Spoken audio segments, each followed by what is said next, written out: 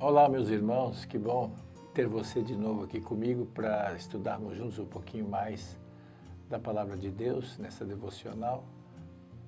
E é sempre uma alegria quando a gente pode dispor desse tempo para pensar nas coisas que são do alto, né? A gente já é tão absorvido pela vida, pelo dia a dia, por tantas coisas. E quando a gente consegue esse tempo para pensar nas coisas de Deus, com certeza isso agrega tanto, porque Deus quer nos falar sempre. E por isso a gente volta aqui no Salmo 116, porque ele continua nos falando e eu quero terminar esse salmo hoje para a semana que vem a gente começar um salmo novo, tá bom? Olha o que diz a parte final que eu quero compartilhar com vocês no Salmo 16. Inclusive eu estou aqui com duas versões, porque você vai ver que uma parece que contradiz a outra, e aí eu vou explicar a diferença. A semana passada nós falamos sobre a alma e vimos o salmista dando ordem à sua alma para que ele voltasse ao descanso. Então ele faz assim: retorne ao seu descanso, a minha alma, porque o Senhor tem sido bom para você. Eu estou na versão da NVI. Pois tu me livraste da morte, livraste os meus olhos das lágrimas, os meus pés de tropeçar, e para que eu pudesse andar diante do Senhor na terra dos viventes.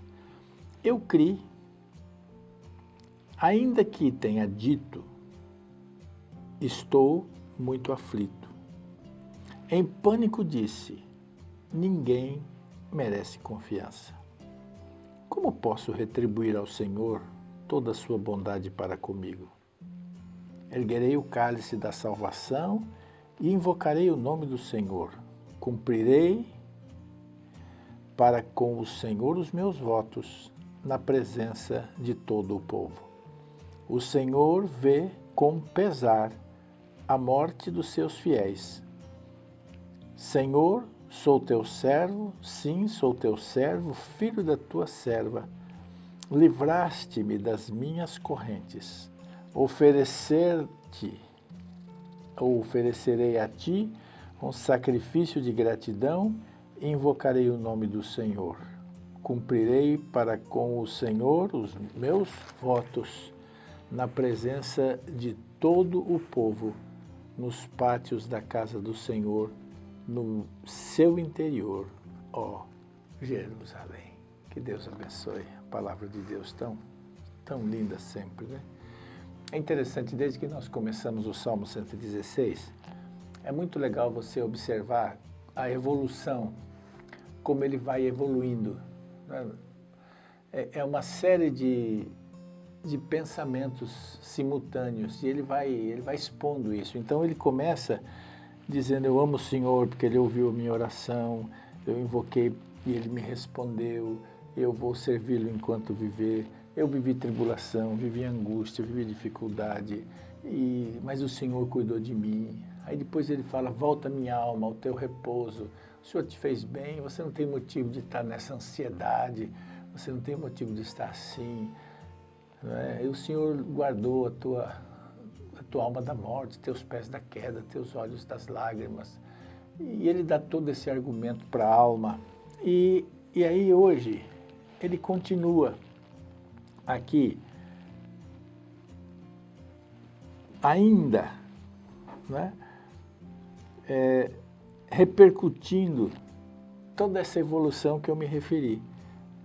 Veja, eu criei, ainda que tenha dito, estou muito aflito. Quando eu me achava em pânico, eu disse, ninguém é digno de confiança. Nessa outra versão, ele diz assim, eu cria, ainda que disse, estou sobremodo aflito, eu disse na minha perturbação, todo homem é mentiroso. É legal porque, prestem atenção que um pouquinho antes, ele assume um propósito. Quando ele descobre que o Senhor guardou a alma dele, livrou ele da morte, e guardou os seus pés, os seus olhos das lágrimas, ele manifesta um propósito. Andarei na presença do Senhor na terra dos viventes. Então, essa é uma declaração que ele faz. Quer dizer, diante de tudo isso, ele assume uma posição. Eu vou andar na presença de Deus. Ok. Mas logo em seguida, vem uma crise.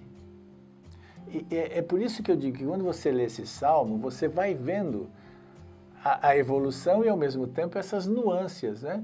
Ao mesmo tempo que ele diz assim, andarei na presença do Senhor na terra dos viventes, ele também diz, eu cria, ainda que disse, estive sobremodo aflito, eu disse na minha perturbação, todo homem é mentiroso, ou seja, ninguém é digno de confiança.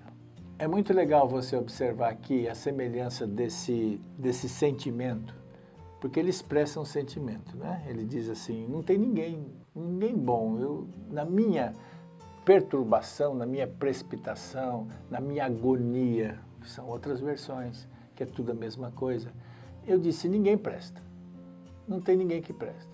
E é interessante que o profeta Elias teve uma experiência muito parecida com essa quando ele enfrenta os profetas de Baal e ele desiste do ministério logo em seguida porque ele não encontrou respaldo no que ele fez, eles agiram daquela maneira, né, ali num primeiro momento violenta, matando os profetas de Baal, mas depois parece que as pessoas estavam conformadas no seu pecado, e isso desestimulou muito Elias, e ele recebeu uma palavra terrível de Jezabel, dizendo que iria matá-lo, e ele se sentiu muito sozinho. E olha só o que o salmista disse, na minha precipitação eu disse, né, na minha análise eu disse, e aqui Elias fez a mesma coisa. Na sua análise ele falou, não tem ninguém presta, só tem eu aqui que estou fiel ao Senhor nesse tempo. E ele desiste, ele vai embora. E quando Deus tem um encontro com ele lá no seu lugar recluso, Deus diz, o que você faz aqui, Elias? E Elias disse, eu estou aqui porque não tem mais ninguém que serve ao Senhor, né? Não tem mais ninguém que faça o bem. E é legal você ver isso, é o diagnóstico de alguém que está vivendo uma decepção. E talvez você viva essa decepção, você vê tanta coisa acontecendo aí, né? Hoje você olha para o mundo gospel, tem de tudo, né? Você fala, meu Deus, eu fui tão correto a vida toda, tão fiel, e de repente parece que eu olho e não vejo mais isso, né? Parece que os crentes de verdade, os verdadeiros crentes, eles estão, né, desapareceram, eles são muito poucos, eu não estou vendo mais aquele compromisso com a verdade, com a palavra, com o que é santo. E às vezes isso inquieta, e de repente você diz assim, não tem mais ninguém, acho que só eu que estou nessa rota. Na minha precipitação, ele disse, eu me precipitei em dizer, em achar isso. E foi o que aconteceu com Elias. Ele disse, não tem mais ninguém que serve ao Senhor. E aí Deus, nessa visita que faz a Elias, ele disse, presta atenção, Elias, que ainda existem 7.000 que não dobraram os joelhos a Baal. Então tinha muito mais gente do que Elias pensava, né? Mas ao mesmo tempo ele enfrenta isso, ele reconhece que essa palavra dele, aqui o salmista, foi na precipitação. Eu me precipitei em pensar assim, eu me precipitei em dizer assim. E aí ele continua, né? E aí ele diz assim, como posso retribuir ao Senhor toda a bondade para comigo? Aí vem outro sentimento. Vocês se lembram que a primeira coisa foi um compromisso que ele fez. O compromisso que ele fez foi de andar na presença de Deus, né? Ele diz, andarei na presença do Senhor na terra dos viventes. Foi o primeiro compromisso que ele fez. Aí depois ele vive essa crise. Eu vou andar na presença do Senhor, na terra dos viventes, mas parece que só eu estou andando. Não estou vendo mais ninguém andar. Parece que eu estou sozinho nesse propósito. E de repente ele cai em si novamente e ele fala, não, o que eu posso dar? O Senhor tem sido bom comigo. O que eu posso dar ao Senhor por todos os benefícios que Ele me tem dado?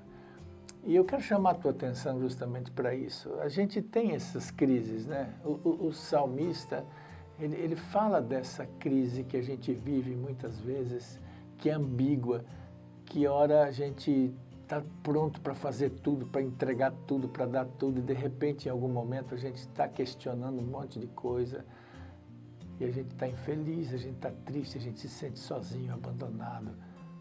Mas Deus tem uma maneira particular de falar comigo, de falar com você. E aqui ele, depois de tudo, ele fala, mas o que eu posso dar ao Senhor? O Senhor tem sido tão bom, qual é a minha parte? O que eu tenho feito? É nisso que eu tenho que me concentrar.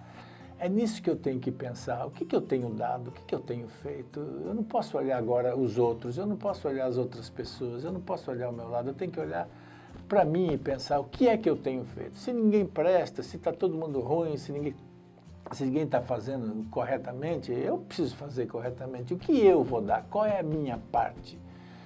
E é nisso que eu queria que você pensasse. A gente fica muito tendente, diante desse mundo interativo, a olhar para os lados, olhar para as pessoas. E se a gente for andar assim, irmão, a gente vai desistir, a gente vai desanimar. A gente vai buscar uma caverna para a gente entrar. Né? Mas se você pensar, qual é a minha parte? O que eu vou dar ao Senhor? Né? E aí ele disse assim, tomarei o cálice da salvação e invocarei o nome do Senhor. Que legal. Né? Tem coisas que a gente quer fazer e a gente depois descobre que não é tão simples assim. Ele diz, o que eu vou dar? Então você pensa, o que eu vou dar? Eu quero fazer alguma coisa, eu quero dar alguma coisa. Mas você tem que pensar bem que nós, de fato, não temos nada para dar. A gente até tem vontade de dar alguma coisa, mas nós não temos nada para dar. Ele disse, eu vou tomar o cálice da salvação. E esse é um cálice difícil de tomar. Por quê? Porque quando você toma o cálice da salvação, você está sendo salvo pelo mérito do outro e não pelo seu mérito. Então, quando você diz assim, Jesus é o Senhor da minha vida, o sangue dele me livra dos meus pecados, você está dizendo, eu não tenho mérito, o mérito é de Cristo. E é isso que o salmista está dizendo. Olha que interessante a evolução do pensamento dele. Ele diz, eu não acho ninguém que presta. Eu não acho um crente leal mais, eu não acho um crente fiel, eu não acho ninguém mais, eu não acho um líder fiel, eu não acho mais nada. Então o que eu vou dar para o Senhor? Eu vou dar alguma coisa, eu quero fazer alguma coisa.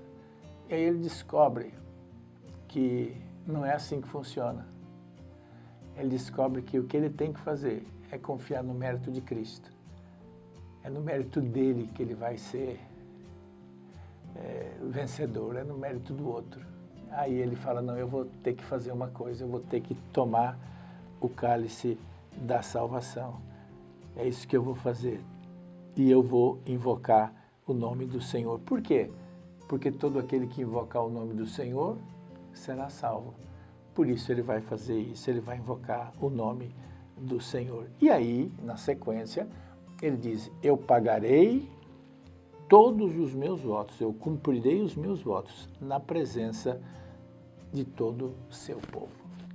Então, eu tenho que entender que o que Jesus fez, o cálice da salvação, o mérito dele, eu não posso pagar. Mas tem uma coisa que eu posso fazer. Eu posso pagar os meus votos, assumir os meus compromissos. Eu tenho um compromisso assumido com Jesus. Eu tenho um compromisso assumido com o Senhor.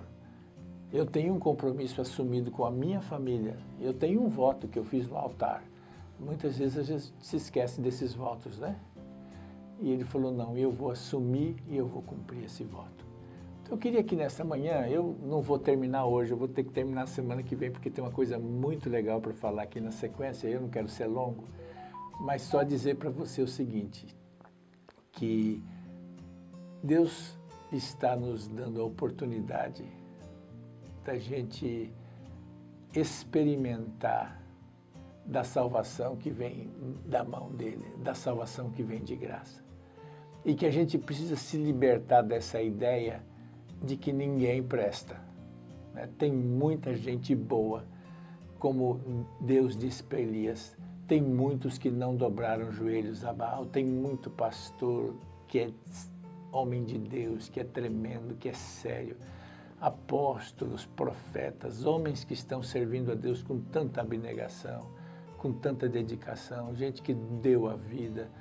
E eu me solidarizo com todos esses. Eles são muitos, irmãos. É que geralmente eles são anônimos, né? As pessoas boas, elas estão, às vezes, mais escondidas, né?